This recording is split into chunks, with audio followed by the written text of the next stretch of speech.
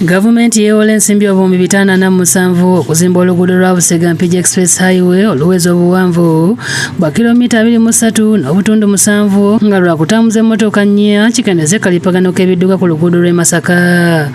Teryali busa omulimu gwatandika okukolebwa mu mwaka gwa 2020 era ng'omulimu guno gwakwasibwa kampuni y'Abachina wadde nga gikunuukiriza okuwera emyaka nga 7 omulimu guno kakyanga gutandika gutambula kasoobo nga ne mu mwaka gwa 2023 Myuka wa Speaker Thomas Tayibwa yagulambula ne yeemulugunya ku ngeri omulimu gye gwali gutambulamu empola. Ronde eno twagisako mu June mu gw'omukaaga 2016 nga baali bakukola runo oruguudo mu myaka 3 ku biliyoni 6.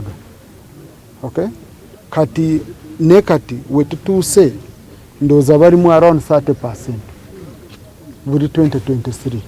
So kati ebibuuzo bye tulina biri nti kiki obuzibu buliwa mu kutandika okuzimba oluguudo luno badereva bangi n'abatuuze mu bitundu gye luyita balw'ensonga nga balowooza nti lwali lwakubaweebulako.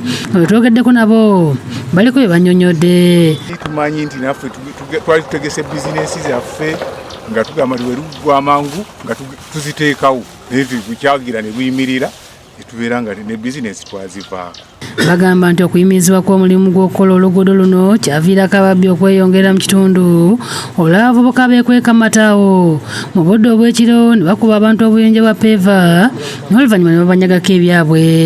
Ababbi babeeramu era omwana wa boda okuga nti nsomoso ntwale muzinda agamba nkukomya wano ababeera eri era baba beetooloola eri ate ne babaseera lyabulabe nnyo. Kyokka nga balugera nti Ssajjabbi teribulako kalungi kaaliyo abamu ku batuuze ate gye luyita balwenyumirizaamu. Batunnyonnyodde engeri gye lwakyusamu obulamu bwabwe naddala amayumba agameruse mu kitundu n'okulennya kw'ebbeeyi y'ettaka era nga terigulikako. Era tetukyalinga luli yali ensiko yali etya naye kati ettoka kasekkubo lyagamba nti lijja abayina bafunamu.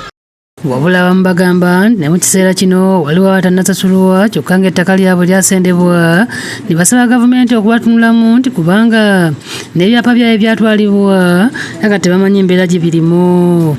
N'essaawa eno wetwogerera abantu abangi ebyapa byabwe tebakyabirina ate ne ssente zaabwe tebakola ki tebazibasasula.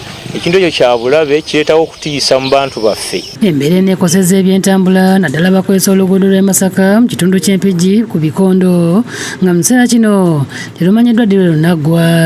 Kyokka essuubi ly'oluguudo luno okuddamu okukolebwa lirabise olw'emmotoka ezisomba amayinja zirabiddwako wadde ng'emmotoka ezimu zaali zaapaakingibwa. Tulwessunga nga luwedde naye kati luyitawo buyisi. Abamu ku bakulembeze okuli Francis Sendiowa kansala w'e Muduuma ku lukiiko lwa disitulikiti Empigi bagamba nti baawulira amawulire g'okutandika oluguudo luno baasanyuka nnyo nti kubanga lwali lwakuyamba nnyo ku kalipagano k'ebidduka ku luguudo luno nti wabula kyababuukako ate we lwayimirizibwa. Natwe twafunamu okutya okw'amaanyi n'okwennyamira ekkubo oluvannyuma lw'okuyimirira ebbanga ddene ekkubo ne lisitoopingira ddala completely terikyakolebwa ekkubo lizise lizemu empompogoma twebuuza kikyavudde ku ki. Kale nno basabye gavumenti ebyeko ne kyekola ku mbeera eno.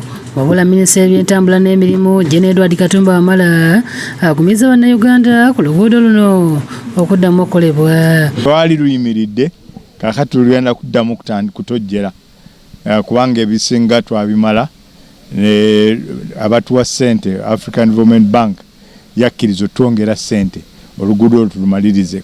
Ategeeza nti gavumenti yafunye ssente endala ezibadde zisibye omulimu nga lusuubirwa okuggwa mu mwaka gwa 2028. Era kontrakita yatuwa obweyamu tetugenda omuteekako akazito n'agamba nti bwe mumpa buli kimu nga bwe nkyagala nga n'ettaka mulimpadde mu 2028 njagala mbe nga ndugyeko engalo.